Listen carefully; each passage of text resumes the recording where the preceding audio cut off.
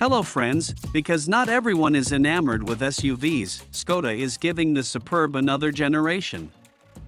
Better yet, the Czech automaker is retaining both body styles as the big family car will continue in liftback and wagon flavors. We can't say the same about the mechanically related Volkswagen Passat, as the new generation will only be offered with a longer roof. Ahead of a November debut, Lada Boleslav's flagship reveals its technical specifications. Featuring evolutionary styling instead of adopting Skoda's new modern solid design language, the 2024 Superb will measure 4,912 mm for the standard model and 4,902 mm for the wagon.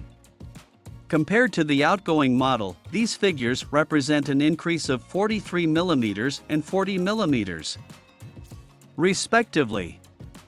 Interestingly, both variants are going to be 15 mm narrower, at 1849 mm. Height is up by 12 mm for the liftback to 1,481 mm, while the wagon has been raised by 5 mm to 1,482 mm. The wheelbase remains unchanged, at 2,841 mm. Because a Skoda must be immensely practical, the next-gen Superb will offer a cargo capacity of 645 liters for the regular body style and 690 liters for the wagon. These numbers are up by 20 and 30 liters, respectively. Unsurprisingly, the Combi variant offers the same volume behind the rear seats as the new Skoda-developed Passat. Headroom for the driver and front passenger as well as the two rear passengers sitting on the outer seats has also increased by a few millimeters. As far as the engines are concerned, we should start by mentioning all of them will work with a 7-speed DSG, except for the plug-in hybrid, as the electrified variant will use a 6-speed DSG. The entry-level Superb has front-wheel drive and a mild hybrid 1.5 TSI with 148 horsepower, 110 kilowatts.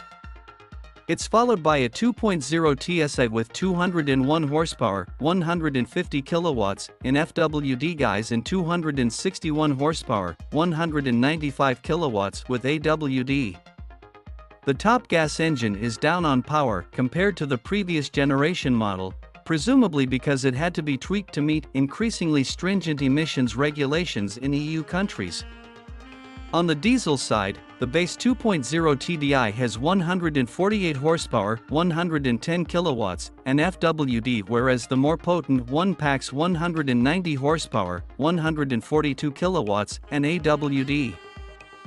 As for the plug-in hybrid, the Superb IV only comes as a wagon and uses a 1.5 TSI with an electric motor to churn a combined 201 horsepower, 150 kilowatts. The PHEV has had its battery pack enlarged from 12.7 kilowatt-hours to 25.7 kilowatt-hours and should be able to cover over 62 miles, 100 kilometers, solely on electric juice. The maximum charging AC power has been boosted from 3.6 to 11 kilowatts, while DC charging can be done at up to 50 kilowatts. Skoda will install a 45-liter gasoline tank in the PHEV model. As many as 28 simply clever goodies will be offered on the new Superb, including an electrically operated roller blind for the wagon. We had been hoping to see a separate tailgate glass opening akin to BMW's Tourings, but that's sadly not the case. Another new feature is a rear center armrest with a built-in tablet holder.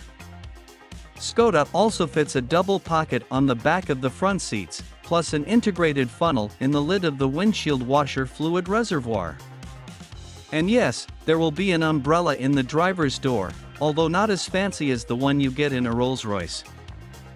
Skoda isn't quite ready to show the car's interior, but we do know the gear selector has been repositioned onto the steering wheel column, thus freeing up space between the front seats.